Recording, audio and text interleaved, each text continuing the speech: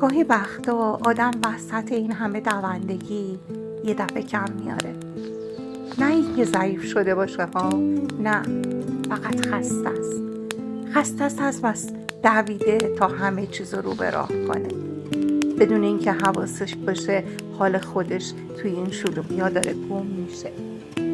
نشستم کنار این آتیش، به شعله‌هاش نگاه میکنم و با خودم میگم ما چقدر به خودمون بدهکاریم.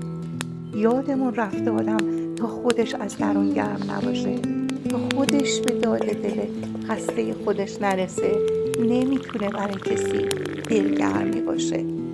حال خوب خریدنی نیست. گاهی به سادگی همین استکان چای که روی هیزم دم کشیده، به یه لحظه سکوت، به یه نفس عمیق،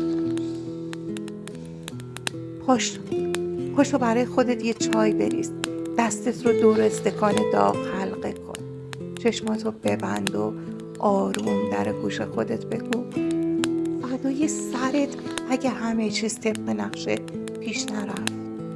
قربون این دل صبورت برم که همیشه هوای همه رو داشته الا خودش. امشب مال خودتی. غصه ها رو بسپار به این آتیش. بذار این چای خستگی امروز تو ببره. حیف تو نیست انقدر به خودت سخت میگیری؟